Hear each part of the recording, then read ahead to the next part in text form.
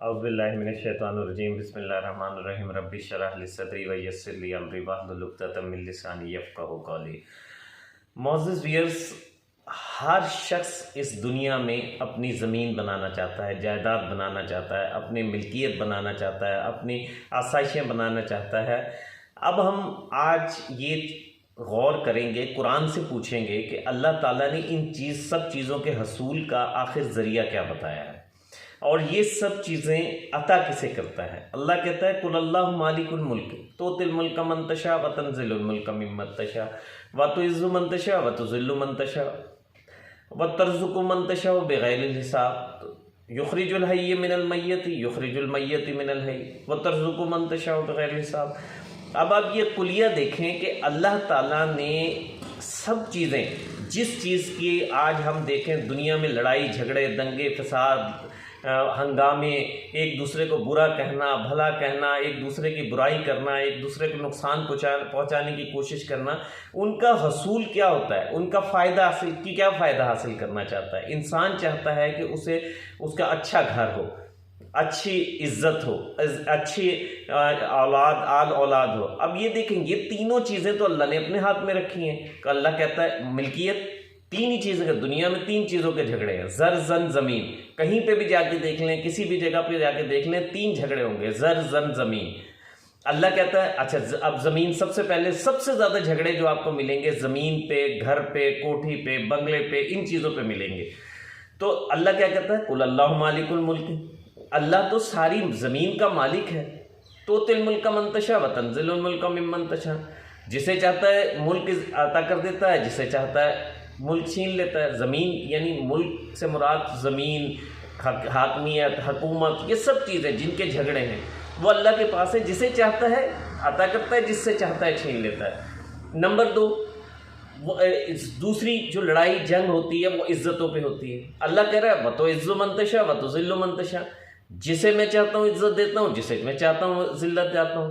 اور تیسری سب سے بڑی لڑائی جو ہوتی ہے وہ مال و زر پہ ہوتی ہے، جائیداد پہ ہوتی ہے۔ اللہ کیا کہتا ہے وَتَرْزُقُ مَن تَشَاءُ بِغَيْرِ حساب، اور میں جسے چاہتا ہوں بے حساب رزق دیتا ہوں۔ معزز ویورز، اب دیکھیں کہ انسان کے جھگڑے فساد، اللہ قرآن پاک میں فرماتا ہے فَهُمْ لَا يَعْقِلُونَ، کیا تم عقل نہیں رکھتے، پاگل ہو، دیوانے ہو؟ یہ سب چیزیں محنتوں میں ڈھونڈتے ہو، یہ سب چیزیں لڑائی جھگڑوں میں، آپس میں رنجشوں میں، آپس کی قباحتوں میں ڈھونڈتے ہو۔ یہ چیزیں تو میں نے سب کچھ اپنے پاس رکھی ہیں، یہ چیزیں میں جسے چاہتا ہوں دیتا ہوں، جس سے چاہتا ہوں چھین لیتا ہوں۔ اچھا، اب دیتا کسے ہوں؟ اب ہم یہ کلیہ ہم یہ پڑھتے ہیں کہ اللہ تعالیٰ نے جب سب چیزوں کے کلیے بنائے ہیں، قرآن میں دیے ہیں، تو آخر یہ سب چیزیں ہر بندہ حاصل کرنا چاہتا ہے، محنت سے حاصل کرنا چاہتا ہے، جھوٹ سے حاصل کرنا چاہتا ہے، دغے سے حاصل کرنا چاہتا ہے، بے ایمانی سے حاصل کرنا چاہتا ہے۔ کیا یہ چیزیں ان میں ہیں؟ اور اللہ کیا کہہ رہا ہے، قرآن کیا کہہ رہا ہے کہ یہ سب چیزیں کس چیز میں پوشیدہ ہیں؟ اللہ قرآن پاک میں سورہ انبیاء میں فرماتا ہے کہ میں جسے چاہتا ہوں، یہ سب چیزیں میں کسے دیتا ہوں؟ عبادی الصالحون، یعنی جو نیک لوگ ہیں، یارثھا عبادی الصالحون۔ آیت میں کچھ غلطی ہو جائے تو معاف کر دیجیے گا، کیونکہ میں کوئی عالم دین نہیں ہوں، ایک ریئل اسٹیٹ جرنلسٹ ہوں جسے دین سے موٹیویشن ملی، میں نے سوچا آپ کو پاس آن کر دیں۔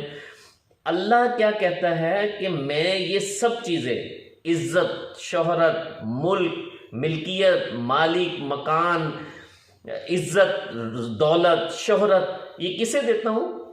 قرآن میں کیا فرما رہا ہے؟ کسے دیتا ہوں؟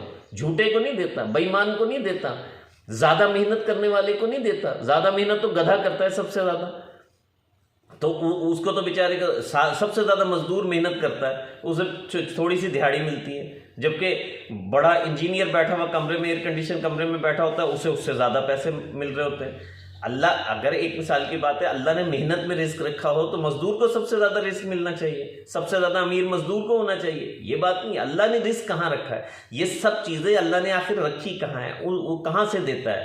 اللہ کہتا ہے کہ یہ ملک میرا ہے، میں، یعنی پوری دنیا اس کا ملک ہے نا، ملکیت ہے نا، وہ مالک ہے نا، ہر فیصلہ کر سکتا ہے، ہر فیصلہ بدل سکتا ہے، ہر قانون بنا سکتا ہے، ہر قانون بدل سکتا ہے۔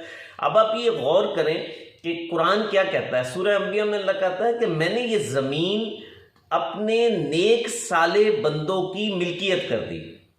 کیا بات ہے، ہم کہاں ڈھونڈ رہے ہیں، رکھی ہوئی اللہ نے کہاں ہے۔ اب اگر آپ یہ سب چیزیں حاصل کرنا چاہتے ہیں تو آپ کو اللہ کے مخلص نیک بندوں میں شامل ہونا پڑے گا، اور جتنے مخلص نیک بندوں میں شامل ہوگا اتنا زیادہ اللہ عطا کرے گا۔ اب آپ غور کریں، کبھی کبھار آپ یہ سوچتے ہیں کہ بڑے بے ایمان، بددیانت اور برے لوگوں کے پاس یہ سب چیزیں موجود ہوتی ہیں۔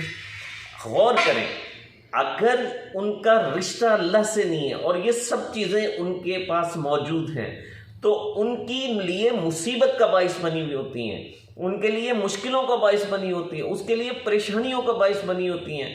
ان کی اولاد ان کی دشمن ہوتی ہے، ان کے پاس بے تحاشا پیسہ ہوتا ہے اور ہر بندہ گالیاں دے رہا ہوتا ہے، ان کے پاس بے تحاشا گاڑیاں ہوتی ہیں اور ہر بندہ ان سے نفرت کر رہا ہوتا ہے، بے تحاشا ان کے پاس مال و زر ہوتا ہے، لوگ ان کی شکل دیکھنا، اور یہ سب چیزیں بھی اگر ہوں، یہ سب چیزیں بھی حاصل ہوں تو ان کو سکون قلب حاصل نہیں ہوتا، وہ مضطرب نظر آئیں گے، آپ کو ہمیشہ پریشان نظر آئیں گے، یہ سب کچھ ہوتے ہوئے بھی سب پریشان نظر آئیں گے۔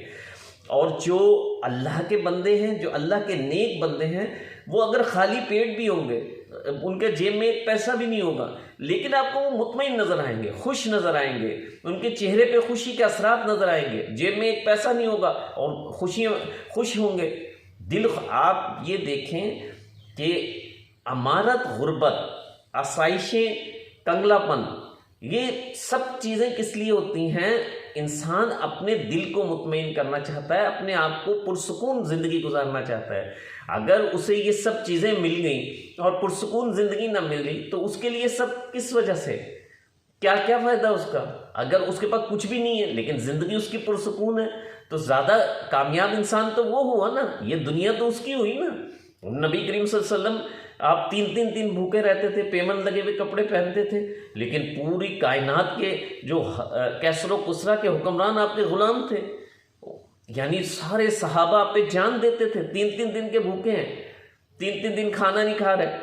اور جس وقت حضور نبی کریم صلی اللہ علیہ وسلم اس دنیا سے جانے لگے تو آپ نے پٹی سے، اپنے چرپائی کی پٹی سے آپ کا پیٹ لگا ہوا، حضرت عائشہ صدیقہ رضی اللہ عنہ نے پوچھا کہ یا رسول اللہ کیا ہوا؟ کہنے لگے عائشہ میں 3 دن سے بھوکا ہوں۔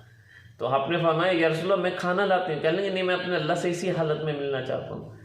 تو حالت یہ ہے، ٹاٹ کی یعنی ٹاٹ پہ کھجوروں کے بنی ہوئی جو چادر ہے اس پہ لیٹے ہوئے، جسم پہ نشان پڑے ہوئے، اور حضرت فاطمہ غلام آئے، بہت سارے غلام آئے، غلام ایک مانگنے آئی ہیں، آپ نے کہا عائشہ فاطمہ یہ بہتر نہیں ہے کہ وہاں تمہیں جنت میں تم میرے ساتھ ہو؟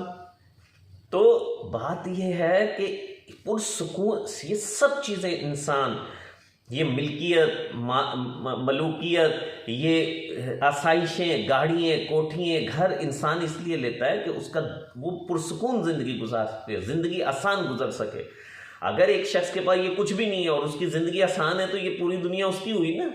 اگر ایک بندے کے پاس سب کچھ ہے اور وہ پریشان ہے تو پھر یہ دنیا اس کی تو نہ ہوئی، وہ تو پرسکون نہ ہوا۔ اگر سب چیزیں ہونے کے باوجود انسان پرسکون نہ ہوا تو پھر یہ دنیا، ایک بندے کے پاس ایئر کنڈیشن ہے اور اللہ نے کوئی ایسی بیماری لگا دی اس کو جس کو وہ ایئر کنڈیشن میں بیٹھ نہیں سکتا، اللہ اس کے پاس دنیا انواع و اقسام کے کھانے ہیں، دنیا جہان کی نعمتیں ہیں، اللہ نے ایسی بیماری لگا دی وہ کھا نہیں سکتا۔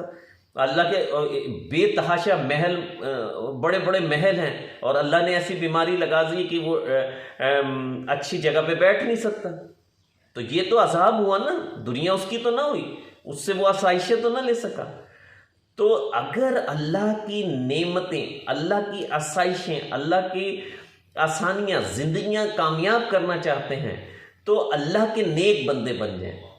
اور نیک بندے اللہ تعریف کرتا ہے، اللہ تعالیٰ قرآن پاک میں نیک بندوں کی تعریف کرتا ہے کہ وہ لوگ ہیں جو اپنی نمازوں کی حفاظت کرتے ہیں، عبادت کرتے ہیں، روزے رکھتے ہیں، نماز پڑھتے ہیں اور لوگوں کا جو میں نے انہیں دیا اس میں سے خرچ کرتے ہیں۔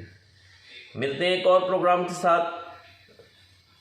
السلام علیکم ورحمۃ اللہ وبرکاتہ۔